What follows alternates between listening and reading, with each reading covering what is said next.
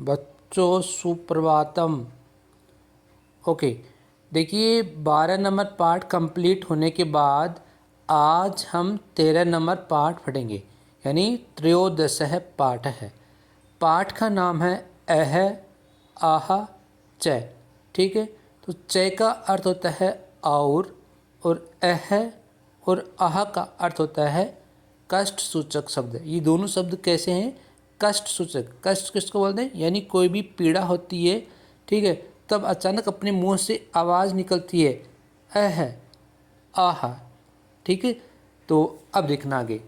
अजीज है सरल है परिश्रमी च आसीत।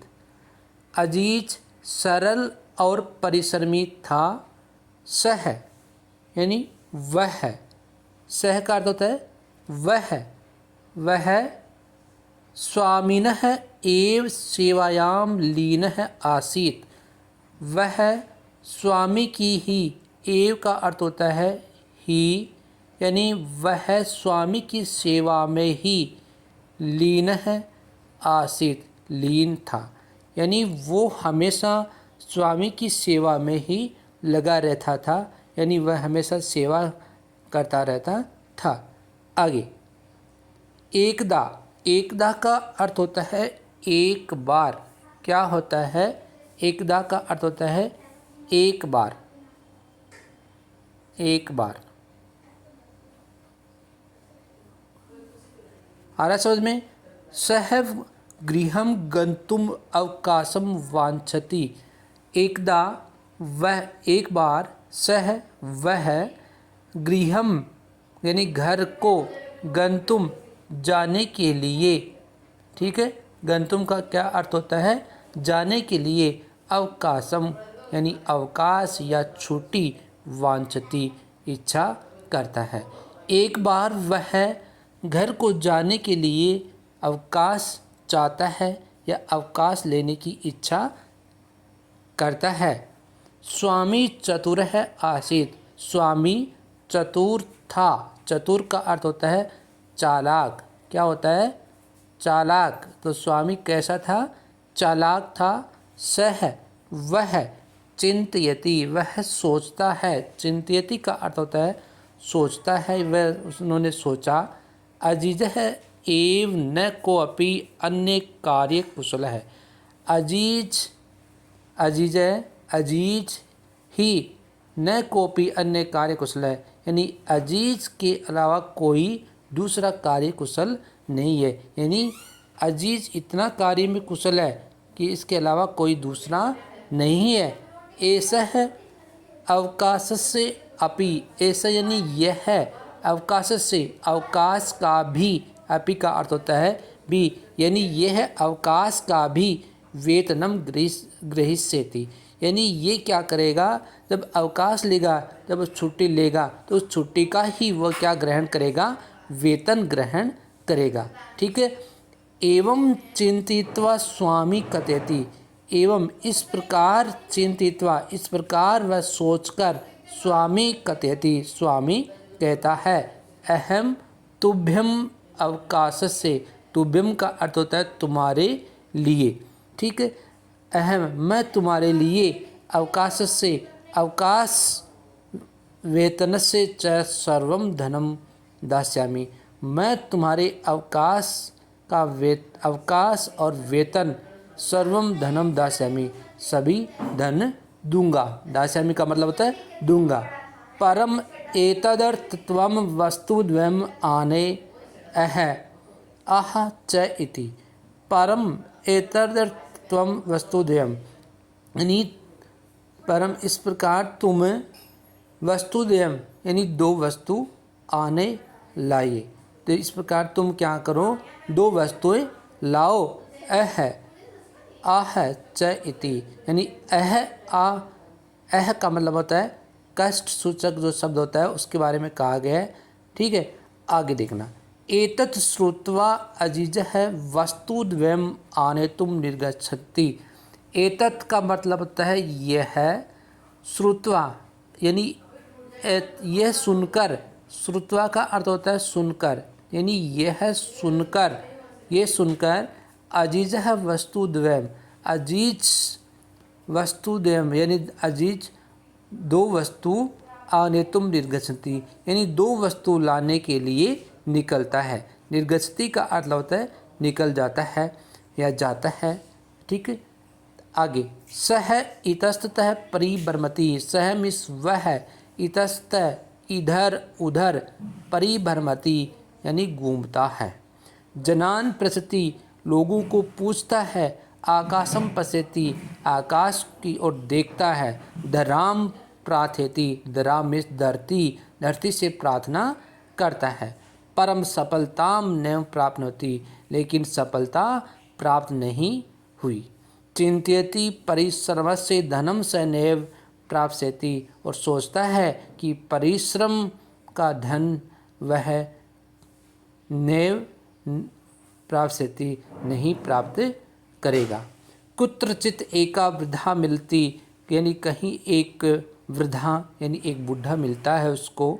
सह ताम सर्वाम व्यथाम श्रावयति वह उनको सभी व्यथा अपनी पीड़ा को क्या करता है सुनाता है।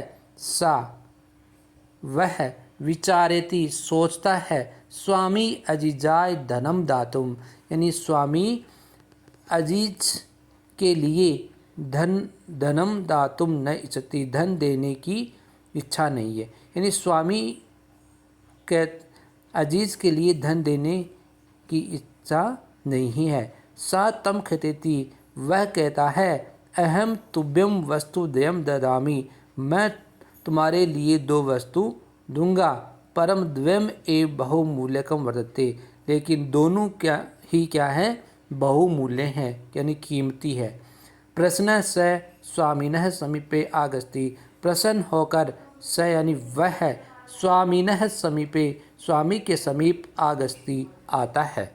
अजीजम दृष्ट्वा स्वामी चकित भवति अजीजम यानी अजीज को देखकर दृष्ट्वा का अर्थ होता है देखकर।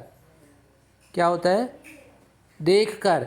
स्वामी चकित भवति स्वामी चकित होता है आश्चर्यचकित होता है। स्वामी शनैः शनैः पेटिकाम उद्घाटयति यानी स्वामी क्या करता है धीरे धीरे पेटिकाम पेटी को या संदूक को क्या करता है उद्घाटयति खोलता है।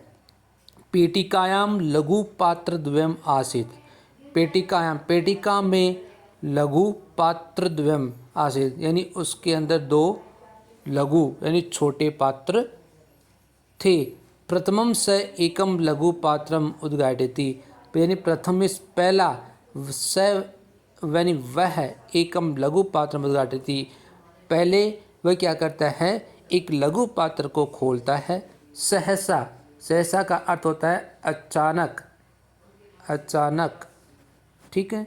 एका मधुमक्षिका मधुमक्षिका अर्थ होता है मक्खी निर्गछति निकलती है। अचानक एक मधुमक्खी निकलती है। तस्य च हस्तम दस्ति यानी तस्य यानी और उसके हस्तम हाथ को दस्ती डसती है उसके हाथ को डसती है। स्वामी ऊंची आगे देखना यानी स्वामी ऊंची आवाज में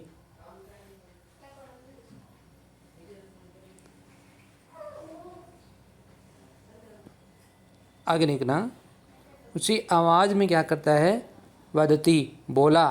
क्या बोला ए का अर्थ होता है जो कष्ट सब जो होता है ना तो पीड़ा होती है यानी भाई मधुमक्खी जिसको खाएगी तो उसको पीड़ा तो होगी ना। ठीक है तो वो बोलता है द्वितीयम लघु पात्रम उद्घाटयति दूसरा लघु पात्र को भी वो क्या करता है खोलता है। एका अन्य मक्षिका निर्गछति एक और मक्खी उसमें से निकलती है। स ललाटे दस्ती और वह उसके ललाट को दसती है। ठीक आगे पीड़ित स अत्युच्च चित करोति यानी पीड़ित से स यानी वह अत्यु उच्च अति प्लस उच्च। ठीक है ना इसमें कौन सी संधि होगी यण संधि। चित करोति चित्कार यानी वह ऊंची आवाज़ में क्या करता है चिल्लाता है। आह जब मधुमक्खी खाती है ठीक है तो क्या होगा भाई चिल्लाएगा ही।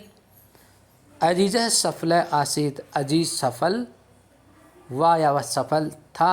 स्वामी तस्मै अवकाशस्य वेतनस्य च पूर्णं धनम ददाति, यानी स्वामी उसके लिए अवकाश और वेतन यानी अवकाश के वेतन और उसको पूर्ण यानी उसको पूरा धन देता है, पूरे पैसे उसको देता है। ठीक है, तो ये आपका पाठ था और आज आपके पूरे पाठ कंप्लीट हो चुके हैं।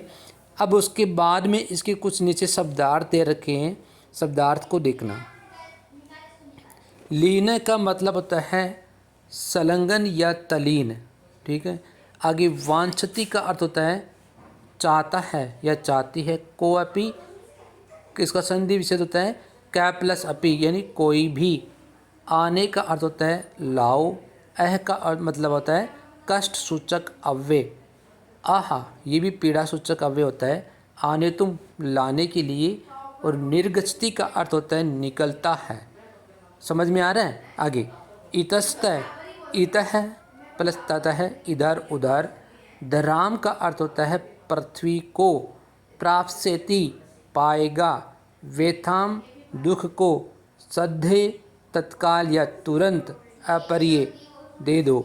उद्घाटिति खोलता है। आगे देखना, दस्ती का अर्थ होता है डसती है या काटती है। अति ऊंचाई, अति प्लस ऊंचाई यानी बहुत जोर से चित करोती चिल्लाता है। अब उसके बाद में आगे इसके कुछ अभ्यास क्वेश्चन है, तो वो अभ्यास क्वेश्चन हम एक दूसरा वीडियो लेकर आएंगे, उसी में पूरे कंप्लीट क्वेश्चन आंसर हो जाएंगे। ठीक है, तो यहाँ तक इस पाठ को कंप्लीट एक बार पढ़ना ताकि आपको अच्छी तरह से याद हो जाए। जहाँ नहीं समझ में आता है तो उसको आप कमेंट बॉक्स में ज़रूर लिखें ताकि आने वाले वीडियो में आपको समझा दिया जाए। ओके दो।